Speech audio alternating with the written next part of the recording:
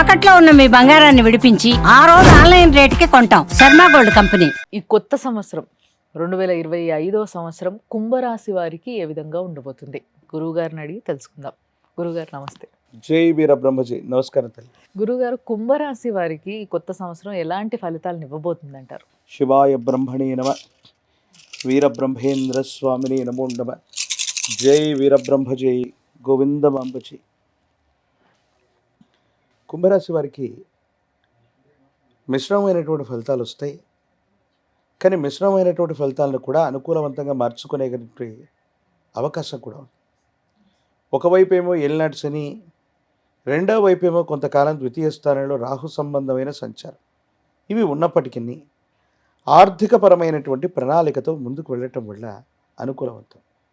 కానీ తొందరపడి ఉన్నటువంటి ఉద్యోగానికి రాజీనామా పెట్టడం, కొత్త వ్యాపారం చేద్దామని శ్రీకారం చుట్టడం, ఉన్న వ్యవస్థల నుండి పొరపాటున కూడా బయటికి రాకండి.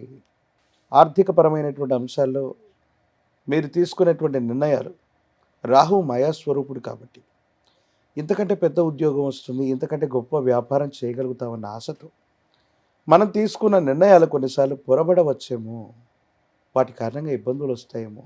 కాబట్టి ఉద్యోగం కానీ వ్యాపారం కానీ ఎటువంటి పరిస్థితుల్లో కూడా కొత్త వ్యవస్థలకి శ్రీకారం చుట్టకండి. భార్యాభర్తల మధ్య అనుకూలత బాగుంటుంది.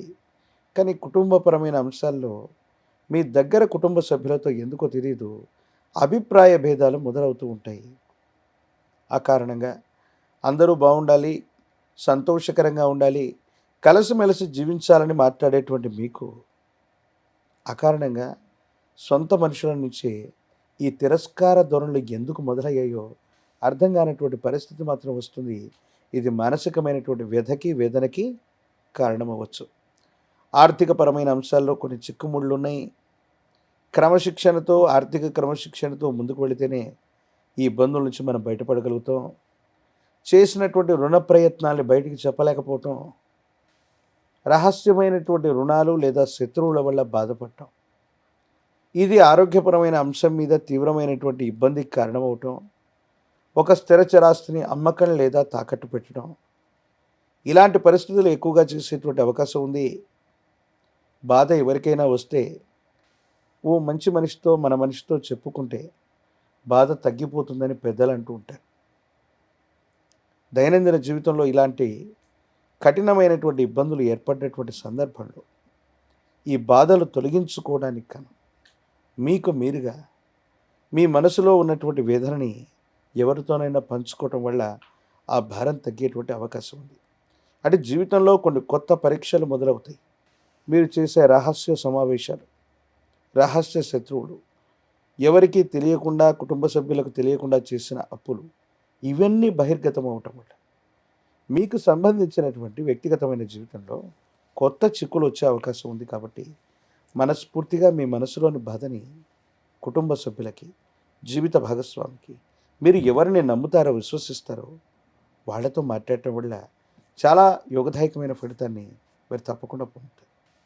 చాలా చాలా క్లిష్టంగా ఉంది. అసలు మీరు చెప్తుంటే, వింటుంటేనే వాళ్ళకు కూడా కొంచెం టెన్షన్గా ఉండొచ్చు, ఇలాంటివన్నీ ఉన్నాయా అని. మరి విద్యార్థుల పరిస్థితి ఎలా ఉందంటారు గురుగారు? ఏకాగ్రత లోపం లేకుండా విద్యార్థులు పరీక్షలు రాయాలి. కొన్ని సందర్భాల్లో ఎంతో ఏకాగ్రతతో ఎగ్జామినేషన్స్కి ప్రిపేర్ అవ్వటం వల్ల శని రాహు సంబంధమైనటువంటి స్థితి వల్ల ఆరోగ్యం సహకరించలేకపోవటం.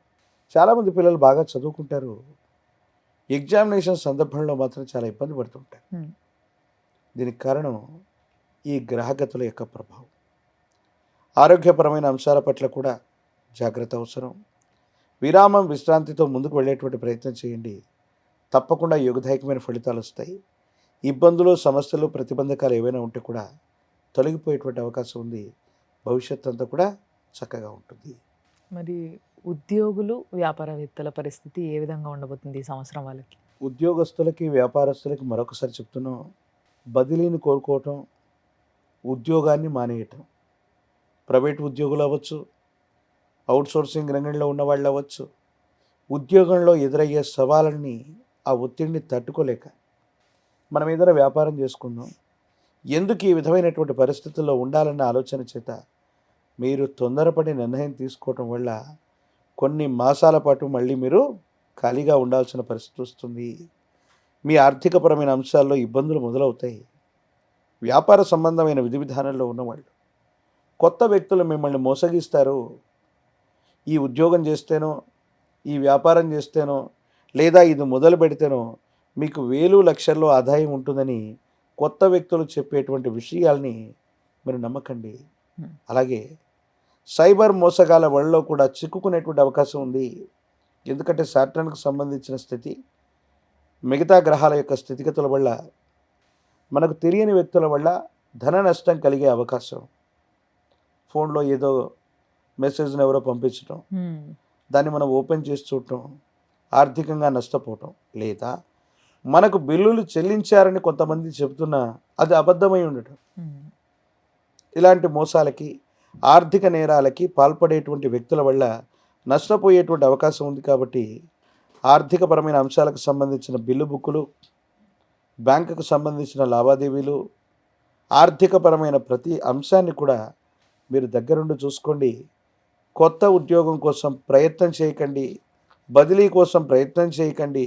వ్యాపార సంబంధమైన విషయాల్లో కూడా ఉన్న వ్యాపారాన్ని జాగ్రత్తగా ముందుకు తీసుకెళ్లేటువంటి ప్రయత్నం చేస్తే సమీపమైన భవిష్యత్తు తప్పకుండా బాగుండే అవకాశం ఉంది. అంటే ఈ కుంభరాశి వారికి కొన్ని చిక్కులు అయితే కనిపిస్తున్నాయి మీరు చెప్పిన Yes. దాంట్లో. మరి ఆడవారు ఏ విధంగా ఉండబోతున్నారు? ఈ సంవత్సరం వారికి ఏ విధంగా ఉంటుంది? భార్యాభర్తల మధ్య సంబంధ బాంధవ్యాలు కొన్ని ఇబ్బందులకి కారణమవుతూ ఉంటాయి. ఆరోగ్య సమస్యలు వస్తూ ఉంటాయి. వీళ్ళు అతి క్రమశిక్షణ చేత ఉపవాసాలు చేయటము, డైటింగ్ చేయటము, ఆహారం నిద్ర సమన్వయం లేకపోవటం వల్ల తీవ్రమైనటువంటి ఆరోగ్యపరమైన అంశాల్లో ఇబ్బందులు తెచ్చుకునేటువంటి అవకాశం. కాబట్టి ఇలాంటి పరిస్థితులు గ్రహగతుల వల్ల కలుగుతున్నటువంటి సందర్భంలో మనకు ముందుగానే తెలియటం, వాటిని మనం బ్యాలెన్స్ చేసుకోవటం వల్ల రాబోయేటువంటి ముప్పు నుంచి మనం తప్పించుకోవచ్చు. ప్రత్యేకించి కొన్ని విషయాల్లో జీవిత భాగస్వామితో అవచ్చు, బయట వాళ్ళతో అవచ్చు, అసందర్భోచితమైన మాటలు మాట్లాడటం, రహస్యాన్ని దాచుకోలేకపోవటం, మాటల ద్వారా బయట పెట్టడం, వాళ్ళ అపోహల అపార్థాలు చేసుకోవటం, ఇవన్నీ కూడా స్త్రీల విషయంలో జరిగే అవకాశం ఉంది. కాబట్టి ఆరోగ్యం, మీ యొక్క సంభాషణ, నిద్రాహారాలు వీటన్నిటిని కూడా క్రమబద్ధీకరించుకోండి. తప్పకుండా మంచి జరుగుతుంది. ఏ అంశాన్నైనా జీవిత భాగస్వామికి కానీ ఎవరికైనా చెప్పాలనుకున్న సందర్భంలో మాత్రం 1-2 సార్లు ఆలోచించే నిర్ణయం తీసుకోండి. అనుకూలవంతమైనటువంటి ఫలితాన్ని తప్పకుండా పొందుతారు. మరి ఆఖరిగా రాజకీయ నాయకులకి ఏ విధంగా ఉండబోతుంది గురుగారు? రాజకీయ కుంభరాశి. నాయకులు పదవీ ప్రాప్తి కోసం మరికొద్ది కాలం వేచి చూడక తప్పదేమో. పరిస్థితుల యొక్క సహకారం ఉన్నప్పటికీ కూడా శత్రువర్గం, ప్రత్యర్థి వర్గం మనకంటే బలంగా ఉండటం, మన అవకాశాలని గండి కొట్టేటువంటి ప్రయత్నం చేయటం, ఇది కొంత మానసికమైనటువంటి వ్యధకి కారణమయ్యేటువంటి సందర్భం. ప్రజా సంబంధమైనటువంటి బాంధవ్యాలు మన పనుల కంటే ఇతరుల పనులు చేసి పెట్టడం వల్ల సమయము, ధనం రెండు కూడా వృధా అవుతుంటాయి. అయినప్పటికీ ఇతరుల కోసమే మన జీవితం అన్నట్టుగా మీరు ప్రయత్నాలు చేస్తుంటారు. ఇది మానసికమైనటువంటి వ్యధకి, ఆందోళనకి కారణమవుతుంటుంది.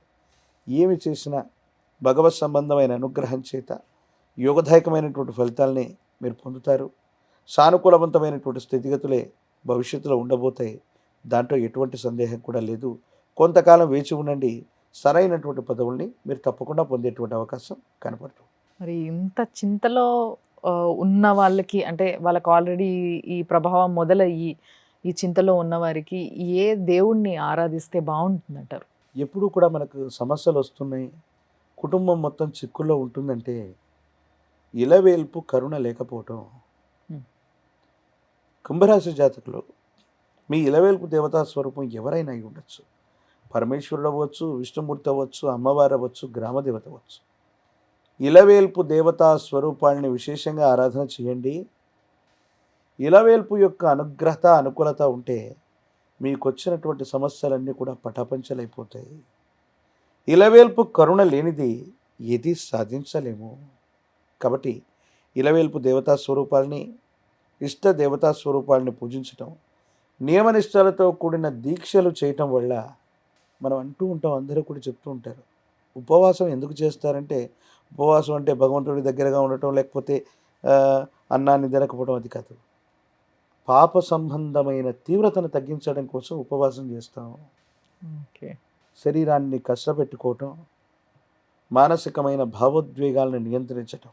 అందుకే ఎప్పుడైనా ఏకాదశి పర్వదినం నాడో వేరొక రోజు ఎవరైనా ఉపవాసంతో ఉన్న వ్యక్తి భోజనం చేయమని ఇంకొకరికి చెప్పకూడదు. చాలామంది అనుకుంటారు నేను ఉపవాసంతో ఉన్నానన్నా కూడా ఇవాళ తిననని చెప్పినా నన్ను ఫోర్స్ చేసి భోజనం పెట్టట్లేదని. కాదు కాదు, సరైన జ్ఞానం ఉన్నటువంటి వ్యక్తి నేను భోజనం చేయట్లేదు, లేదా నేను ఉపవాసంతో ఉందామనుకున్నా, లేదా ఇవాళ తినను అంటే మనకు సంబంధించిన పాపం క్షయమవుతుంది. దానికి మనం సంతోషించవలసింది. ఓకే. సో దీక్ష యొక్క ఆంతర్యం ఏమిటి అంటే మన పాపకర్మముల్ని అతి వేగవంతంగా తొలగించుకునేటువంటి మార్గం. కాబట్టి కుంభరాశి జాతకులు ఇలవేల్పు దేవతా స్వరూపాలను పూజించడంతో పాటు ఒకవేళ వాళ్ళకి సంబంధించిన ప్రత్యేకమైన మాలధారణ ఉంటే శివమాల కావచ్చు, భవానీ మాల అవ్వచ్చు, వీరబ్రహ్మేంద్ర స్వామివారి మాల అవ్వచ్చు, లేదా అయ్యప్ప మాల అవ్వచ్చు, ఏదైనా అయి ఉండొచ్చు. మాలధారణ దీక్షధారణ చేసి ఏకభుక్తిగా భుజిస్తూ ఉపవాస ప్రక్రియతో ఉండటం వల్ల ఈ కఠినమైన సందర్భాన్ని కూడా చాలా అనుకూలంగా తప్పకుండా మార్చగలిగిన పరిస్థితులు గోచరిస్తాయి. చాలా అద్భుతంగా చెప్పారు గురువుగారు. కానీ చాలామంది ఆడవాళ్ళు ముఖ్యంగా ఈ రాశిలో ఉన్నవారు కానీ, లేకపోతే ఈ రాశిలో వాళ్ళ పిల్లలు కానీ, Yes. భర్త కానీ ఉంటే వాళ్ళదంతా బాధ వీళ్ళే నెత్తిపైన వేసేసుకొని వీళ్ళే ఉపవాసాలు చేసి ఆరోగ్యాలు పాడు చేసుకుంటూ ఉంటారు చాలామంది. కాబట్టి దయచేసి కొంచెం టాబ్లెట్లు వేసుకునే వాళ్ళు ఎవరైనా ఉంటే చూసుకొని చేసుకోండి తప్పితే అంటే గురువుగారు ఉపవాసం చెప్పారు కదా. ఉపవాసం చేయటం అంటే కేవలం శరీరాన్ని కష్టపెట్టుకోవడం కాదు. మన ఆరోగ్యాన్ని సమన్వయం చేసుకుంటూ భగవంతుడికి దగ్గరగా ఉంటూ మన కష్టాలు కన్నీళ్ళ నుండి గట్టెక్కించమని నిర్విరామంగా భగవంతుని వేడుకునేటువంటి ప్రక్రియే ఉపవాసం, దగ్గరగా ఉండటం.